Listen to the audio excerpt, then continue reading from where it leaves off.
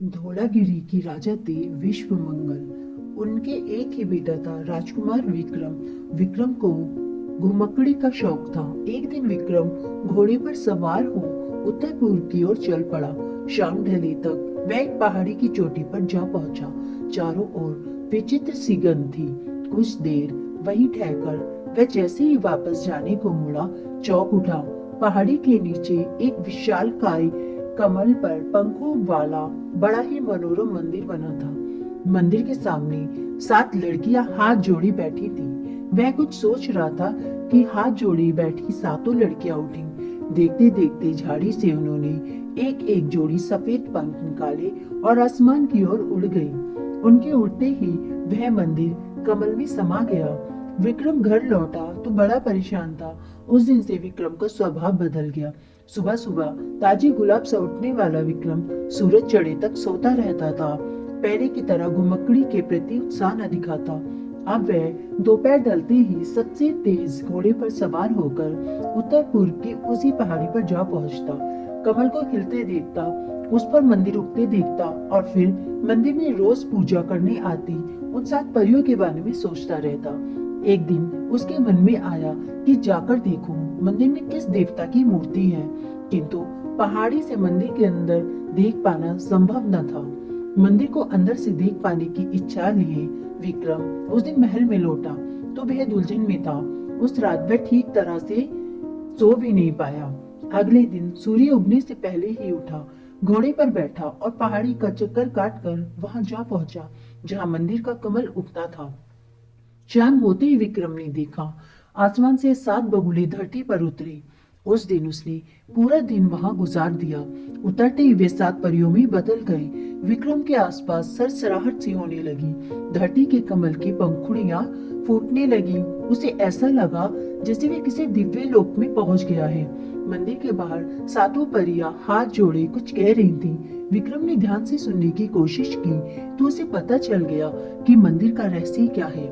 यह मंदिर परियों की दादी माँ का था।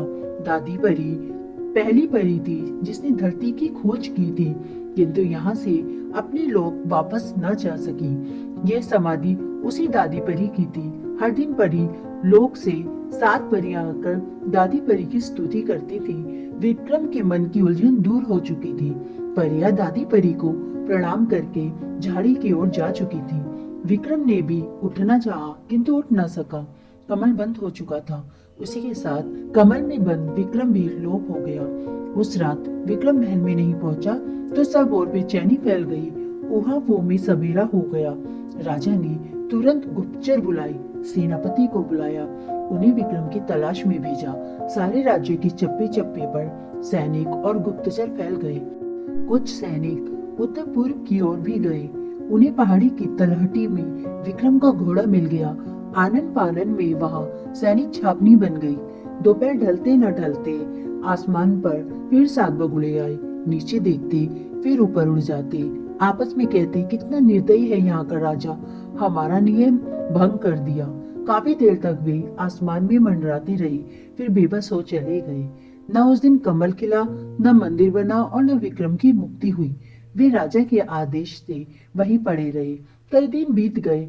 परियां बगुलों के वेश में रोज आती और वापस चली जाती।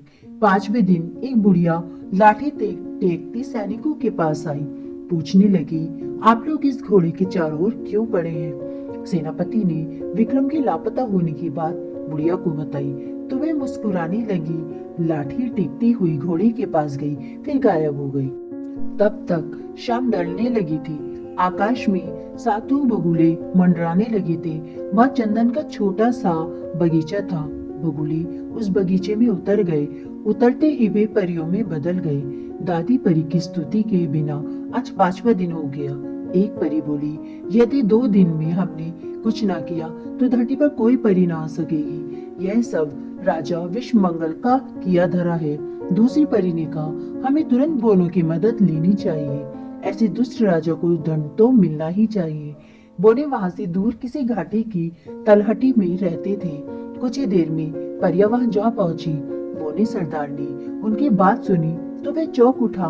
बोला, ना ना, विश्व मंगल एकदम निर्दोष है। परिया कुछ समझ ना सकी। बौने सरदार ने उन्हें बताया, मेरे पास कल बुढ़िया जादूगरनी आई थी। विश्व मंगल ने टोने टोटके करने के अपराध में उसे अपने देश से निकाल दिया था।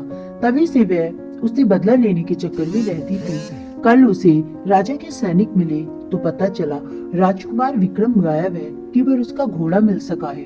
बुढ़िया घोड़े की भाषा जानती है। उसने राजकुमार के घोड़े से बात करके पता लगा लिया कि विक्रम दादी माँ के मंदिर में बंद हो गया है। वह चाहती थी कि मैं राजकुमार को मंदिर से निकाल उसके हवाले कर दूं, ताकि वह विश्व मंगल से बदला ले सके।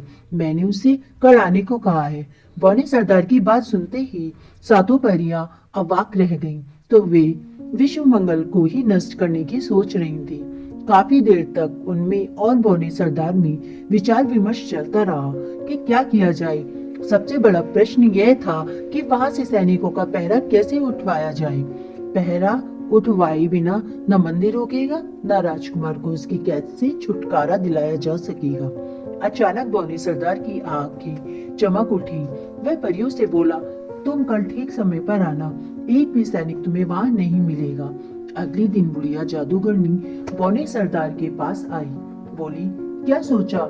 यदि तुम किसी तरह विक्रम को मुझे सौंप दो तो मैं तुम्हें रहने के लिए घाटी और दे दूंगी। बौना सरदार बोला, मगर राजा की सेना वहां से हटे तो मैं परियों को बुलाकर मंदिर रुकवाऊं। परियों के आए बिना मंदिर ना उगेगा, ना मैं राजकुमार को पकड़ सकूंगा।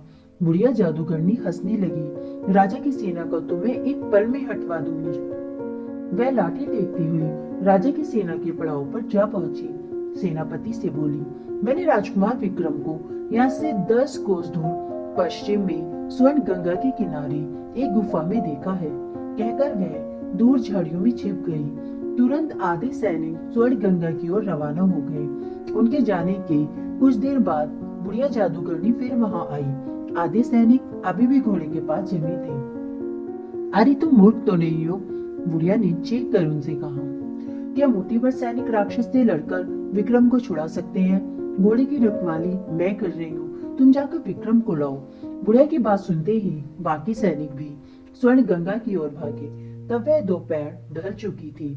बौना सरदार दूर खड़ा यह सब देख रहा था।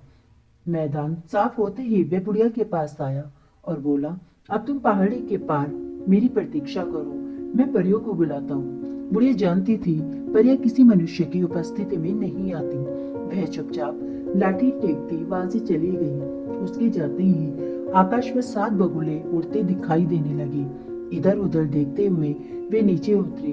वे परियों में बदले ही थे कि धरती से विशाल कमल उगने लगा, उस पर मंदिर उभरने लगा। परियां हाथ जोड़कर स्तुति करने लगी। मंदिर में 6 दिन से बंद राजकुमार विक्रम भी जैसी गहरी नींद से जागा। कमल से कूद वह घोड़े के पास आया और उस पर बैठ सीधा महल की ओर चल पड़ा। उसे जाता देख बौने सरदार और परियों ने चैन की सांस ली। अब उन्हें धरती पर आने से कोई नहीं रोक सकता था। वे चली गई। मंदिर और कमल लोप हो गए तो बुढ़िया जादूगरनी लाठी टेकती तेज तेज चलती वहां आई। बौने सरदार से बोली, कहाँ है विक्रम? वह तो भाग गया, बौने सरदार ने कहा। बुढ़िया जादूगरनी का चेहरा क्रोध से लाल हो गया। अब मैं तुम्हें नहीं छोड़ूंगी, कहकर उसने काले जादू की फूंक अपनी लाठी पर मारी। बौने सरदार का चेहरा पीला पड़ गया। वह थर-थर कांपने लगा। बुढ़िया जादू से कीली गई लाठी उसकी ओर फेंकना ही चाहती थी कि पीछे से किसी ने तलवार के एक ही वार से उसे मार डाला। बौने सरदार ने देखा बुढ़िया को मारने वाला राजा का सेनापति था।